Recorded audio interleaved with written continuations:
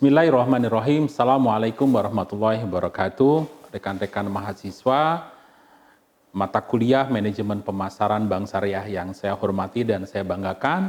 Pada sesi ketiga kali ini kita akan belajar tentang manajemen pemasaran.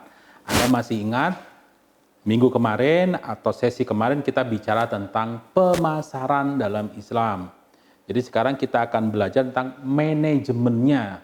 Jadi beda kalau misalnya pemasaran itu lebih pada konsep teoritis, fundamental, tapi kalau manajemen pemasaran lebih pada bagaimana proses tata kelola pemasaran itu sendiri. Baiklah rekan-rekan mahasiswa yang saya hormati, pertama kita akan belajar tentang terminologi atau pengertian manajemen pemasaran. Manajemen pemasaran merupakan alat analisis, perencanaan, penerapan, dan pengendalian program yang dirancang untuk menciptakan, membangun, dan mempertahankan pertukaran barang dan jasa yang menguntungkan dengan target pasar sasaran dengan sistem dengan maksud untuk mencapai tujuan utama perusahaan, yaitu memperoleh laba dan benefit dan profit. Oke, ingat ya, sekali lagi saya akan cerita. Manajemen pemasaran merupakan perpaduan dua kata, yaitu manajemen dan satu lagi pemasaran. Kalau kita bicara tentang manajemen, pasti kita bicara tentang planning, organizing, actuating, dan controlling atau biasa disebut dengan POAC. Sedangkan pemasaran adalah merupakan salah satu aktivitas manajerial dan sosial dalam rangka membangun sebuah sistem pertukaran antara penawaran dan permintaan atau penjual dan pembeli dalam rangka meng-create sebuah nilai dalam rangka mencapai target, benefit, dan profit. Nah, manajemen pemasaran itu bicara tentang bagaimana merencanakan, bagaimana mengimplementasikan, mengendalikan, dan mengontrol. Oke, kita melihat pengertian pemasaran ya. Menurut Philip Kotler, manajemen pemasaran adalah analisis, penganalisian, perencanaan, pelaksanaan, dan pengawasan program-program yang bertujuan menimbulkan pertukaran dengan pasar yang dituju dengan maksud untuk mencapai tujuan perusahaan.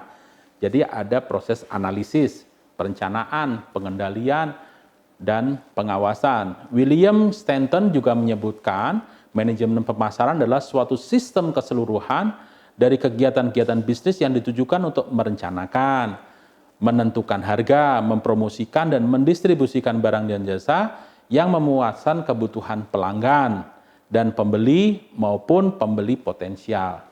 Sedangkan Darmesta dan Handoko menyebutkan manajemen pemasaran adalah suatu kegiatan pokok yang dilakukan oleh perusahaan untuk mempertahankan kelangsungan perusahaannya, berkembang, dan mendapatkan laba. Jadi sebenarnya memiliki kemiripan bagaimana proses manajerial itu ada dalam manajemen dalam suatu perusahaan yang diorientasikan untuk mensukseskan atau untuk melaksanakan proses pertukaran barang dan jasa itu. Itu prinsipnya seperti itu manajemen pemasaran.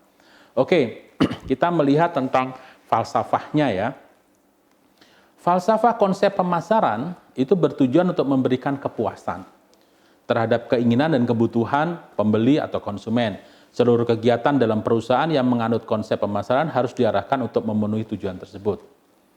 Ya, sekali lagi, filosofinya pemasaran itu adalah untuk memenuhi kebutuhan dan keinginan konsumen. Nah, kita akan melihat ya, konsep, Pak, apa sih bedanya Islam dengan konvensional? Islam itu melihat proses permintaan atau produk itu ada didasarkan atas kebutuhan, bukan keinginan. Sedangkan konvensional lebih pada keinginan. Sehingga filosofi pemasaran itu adalah bagaimana perusahaan itu meng-create suatu sistem dalam rangka memenuhi kebutuhan dan keinginan pelanggan. Kemudian konsep pemasaran itu sendiri adalah sebuah falsafah bisnis yang menyatakan bahwa pemuasan kebutuhan konsumen merupakan syarat ekonomi dan solusi bagi kelangsungan perusahaan. Jadi perusahaan, organisasi, apapun yang meng-create barang, meng-create jasa, melakukan kegiatan manufaktur, kegiatan dagang, apapun, itu harus diorientasikan pada customer satisfaction, yaitu kepuasan pelanggan dari berbagai perspektif. Ini yang menjadi filosofi dari sebuah ini. Oke, rekan-rekan mahasiswa yang saya banggakan, kita melihat penting dalam konsep pemasaran, elemen-elemen penting dalam pemasaran. Pertama kali adalah market oriented, berorientasi pada keinginan konsumen atau pelanggan ya. Yaitu kemudian yang ketiga adalah menyusun kegiatan pemasaran secara terpadu, kemudian yang ketiga adalah pencapaian tingkat kepuasan konsumen. Jadi elemen penting itu adalah market oriented, kemudian yang kedua adalah customer satisfaction oriented, kemudian yang ketiga adalah strategic comprehensive oriented. Jadi bagaimana kita membuat dan menyusun strategi pemasaran secara komprehensif. Konsep manajemen pada hakikatnya mencakup upaya dan strategi yang ditempuh manajemen dalam rangka mencapai tingkat kepuasan konsumen. Jadi manajemen itu merupakan sebuah alat, manajemen itu merupakan sebuah rangkaian sistem dalam rangka pencapaian kepuasan konsumen. Oke, kita melihat dari perspektif konvensional dahulu. Tujuan manajemen pemasaran adalah menciptakan permintaan atau demand, yaitu pemasaran itu bukan hanya saja menjual barang, tapi dia juga berpikir bagaimana meng-create permintaan. Ya kan? Anda mungkin pernah mengenal aplikasi-aplikasi seperti TikTok dan lain sebagainya. Itu bukan karena keinginan konsumen, tapi lebih dari sebuah perusahaan menciptakan sebuah demand, menciptakan sebuah permintaan. Nah, ini dihasilkan oleh perusahaan. Kemudian yang kedua adalah tujuan manajemen pemasaran adalah kepuasan pelanggan, yaitu bagaimana suatu perusahaan meng-create sebuah strategi, sebuah manajemen pemasaran dengan baik yang diorientasikan untuk kepuasan pelanggan. Ya kan? Dari berbagai aspek pemasaran modern berorientasi pada pelanggan, dimulai dan diakhiri dengan pelanggan. Jadi konsumen atau pembeli adalah raja itu adalah benar, gitu ya. Selama perusahaan tidak mengorientasikan dirinya untuk customer, maka dia akan ditinggal oleh konsumen itu sendiri. Yang ketiga adalah pangsa pasar atau market share, yaitu setiap bisnis bertujuan untuk meningkatkan pangsa pasarnya, yaitu rasio penjualannya terhadap total penjualan dalam perekonomian. Artinya apa? Setiap perusahaan harus berorientasi pada pemenuhan pangsa pasar, gitu ya. Kemudian yang selanjutnya adalah peningkatan keuntungan atau profit maximize ya, atau memaksimalkan profit.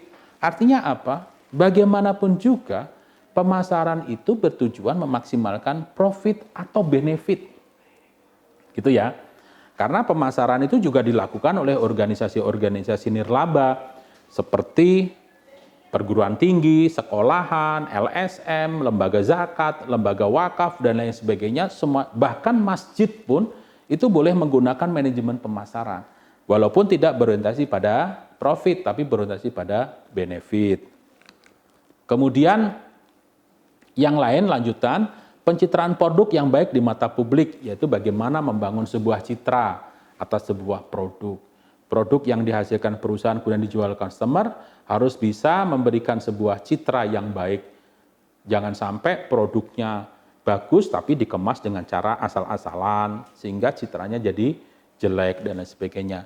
Kemudian orientasi tujuan yang selanjutnya adalah menciptakan pelanggan baru, yaitu bagaimana perusahaan berusaha dengan melalui manajemen pemasarannya mendapatkan pangsa-pangsa pasar yang baru.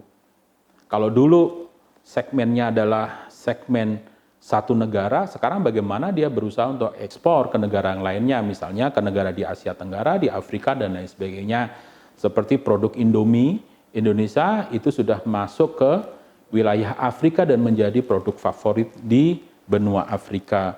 Kemudian memuaskan pelanggan itu menjadi tujuan daripada pemasaran juga, yaitu bagaimana produk dikemas, dikembangkan sehingga dijual dengan harga yang pantas sehingga customer mendapatkan kepuasan atas penjualan produk dan jasa tersebut. Oke, karakteristik. Terakhir kita akan bicara tentang karakteristik pemasaran. Pertama adalah pemasaran, manajemen pemasaran itu harus berorientasi pada pelanggan. Tidak mungkin manajemen pemasaran itu berorientasi pada karyawan, manajemen, perusahaan, dan lain sebagainya. Tidak.